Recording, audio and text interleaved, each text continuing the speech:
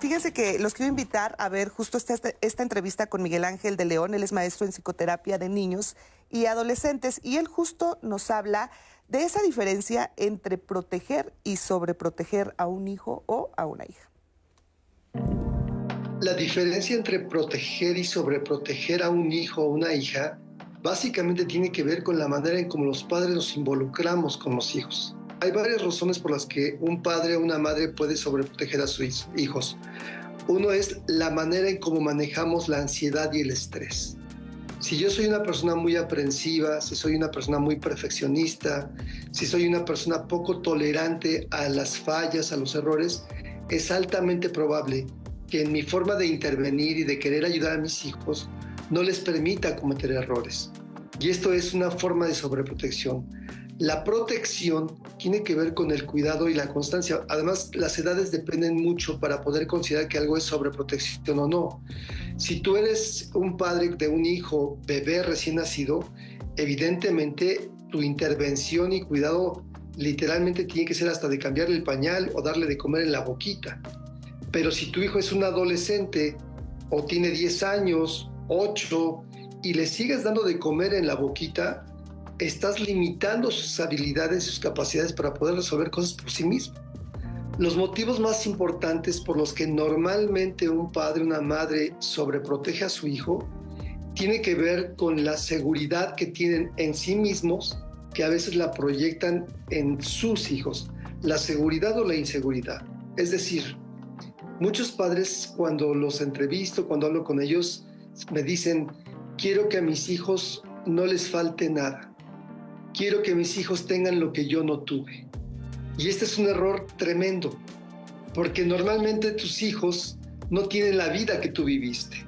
Y además, si eres luchón, trabajador, esforzado, tú fuiste resiliente o fuiste alguien que te sobrepusiste a la adversidad y eso lo lograste a través de enfrentar retos y dificultades. Cuando tú le quieres hacer el camino más fácil a tu hijo, me hace pensar mucho en esa metáfora de la mariposa. Hay una historia por ahí de un hombre que ve a la mariposa luchando para salir del capullo, entonces él con su buen corazón rompe el capullo, lo abre y la mariposa sale, pero con sus alas todas plegadas, todas pegadas a ella misma. Y resulta que el esfuerzo que la mariposa hace al ir empujando el capullo con sus propias alas, con sus patitas, hace que su sangre vaya bombeando a ciertas zonas que si no hiciera este esfuerzo no podría salir. De esta manera, cuando alguien quiere ayudar a que la mariposa salga sola sin el esfuerzo que requiere, no nace.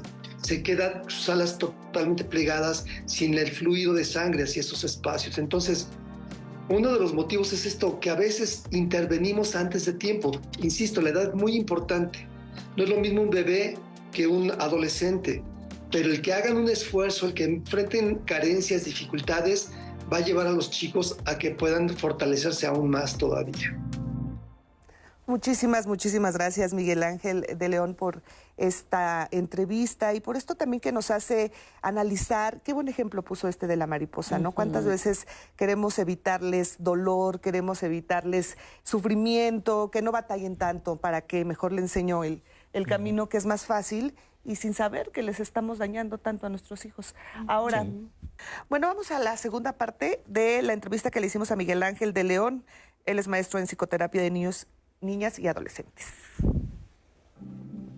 Definitivamente hay señales de alerta que tienes que estar muy atento. Te voy a hablar de 5 señales de alerta. Cuando tú eres un padre que interfiere constantemente en lo que tu hijo hace, que te angustia mucho dejarlo solo, insisto, dependiendo de la edad, obviamente no le vas a dejar a tu hijo de 5 años manejar el auto, ¿no? Pero si es un adolescente y cuando va manejando vas, mira, fíjate, cuidado, bla, bla, ya estás sobreprotegiendo. Esa es una señal muy importante, ¿no?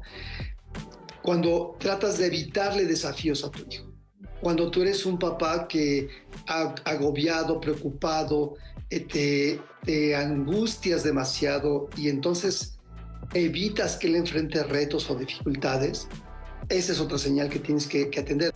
También tienes que identificar si no hay una proyección de tus miedos y de tus ansiedades. Proyección quiere decir que lo que yo creo que para mí me daría mucho miedo, pienso que a todo mundo le va a dar miedo.